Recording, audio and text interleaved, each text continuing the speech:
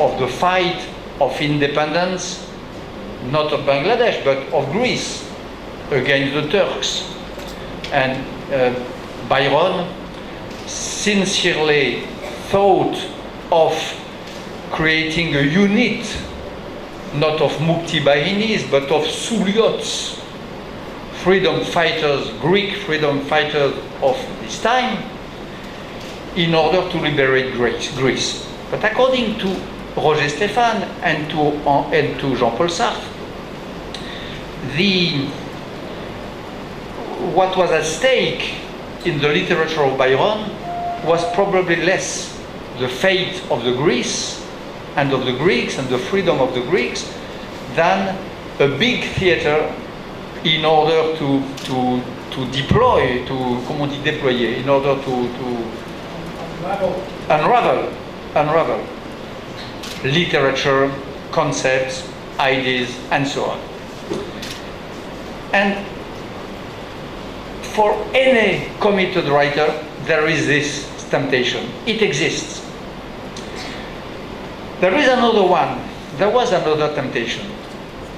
I read, a few years before I came here, a great book, not philosophy, literature, but in a way philosophy.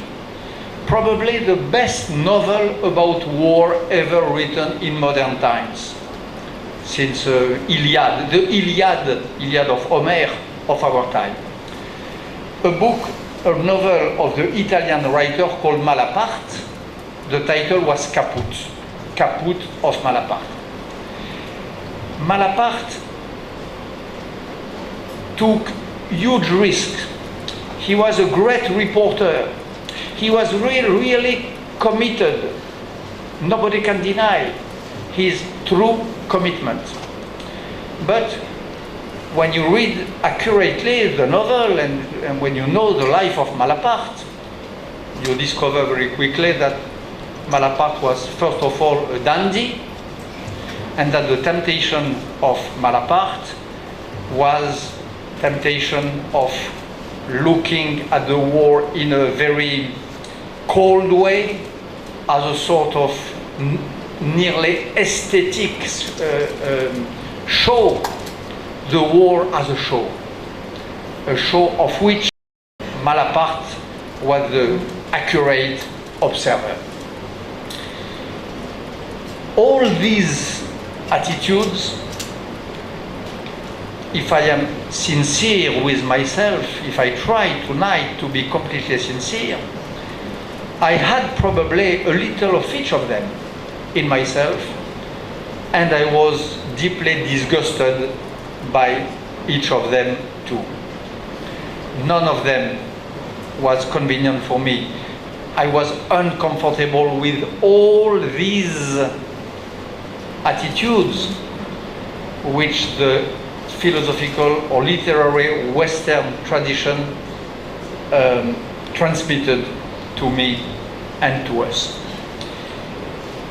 And there was at the end a fifth attitude, which was maybe the worst, the most serious and the worst, which was the attitude of those philosophers whose commitment consisted in making a revolution. The dream of changing the world in its depth. The dream of targeting man right in his soul. The dream of breaking history into two. This was the dream of those philosophers who stemmed from Marxist philosophy, and you had some specimens of this tradition here in the two Bengals, Indian Bengal and Bangladesh, who was the Naxalites, the Maoists, and so on. And again, I very quickly understood that this attitude was not only embarrassing, but that it was the possibility and even the necessity of the pure nightmare. I understood in Bangladesh, interviewing one of the Naxalites, I don't know if the name rings a bell here today in this young audience, in interviewing Mohamed Toha, who was, you know the name? Okay. I understood that this project, this commitment consisting in breaking the history into two, that one had